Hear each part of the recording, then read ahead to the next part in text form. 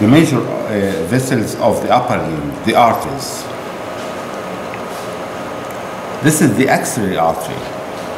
It starts at the outer border of the first rib as a continuation of the subclavian artery, and it ends here at the lower border of the teres major muscle, which is, this is the teres major muscle. It ends at the lower border of teres major muscle by becoming the brachial artery. The pectoralis minor muscle divides it into three parts.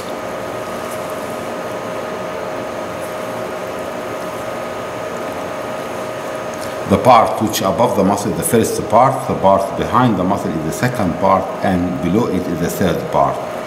The first part gives one branch, the superior thoracic artery, and then the second part gives two, the thoracoacromial artery and the lateral thoracic artery, and the third part gives the three branches. This is the subscapular artery, and then the anterior and posterior circumflex humeral artery, which surround the surgical neck of the humerus.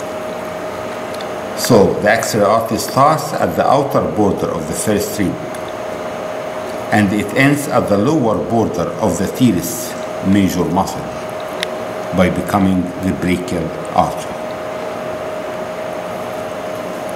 The brachial artery starts at the lower border of the teres major muscle, and then here it ends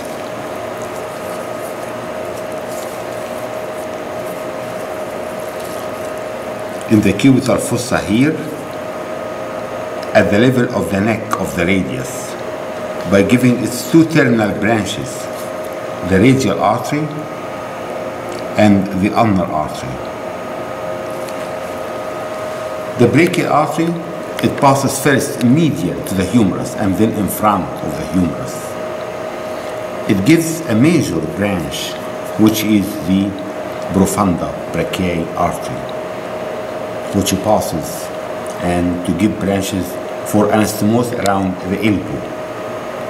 It gives also the superior ulnar collateral, inferior ulnar collateral, muscular branches, nutrient artery to the humerus, and the two terminal branches of it. But the one which is important in the practical is the profunda brachiae artery. At the level of the neck of the radius, it divides into two terminal branches. This is the radial artery, which passes under the medial border of the brachioradialis muscle, and then leaves the front to pass on the back.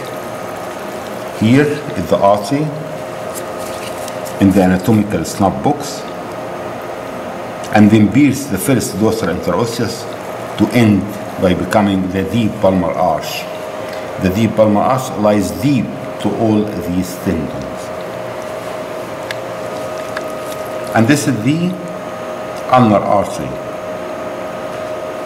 which passes here in the forearm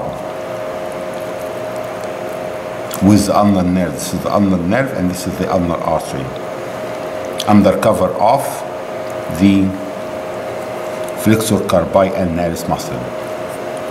And this is the ulnar artery. Ulnar artery, it ends in the hand by becoming the superficial palmar arch.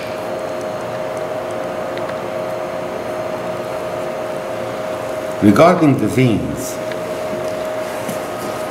the radial artery and the ulnar artery are accompanied by vena comitans, and also the brachial artery is accompanied by vena comitans.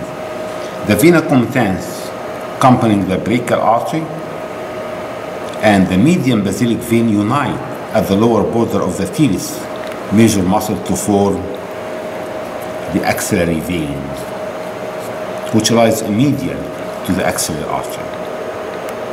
So this is the axillary vein, which is formed by the vena comitans accompanying the brachial artery with the basilic vein at the lower border of the teres major. Here it's cut here, the medial or the basilic vein, but here is the axillary vein, which lies medial to the axillary artery. Stop.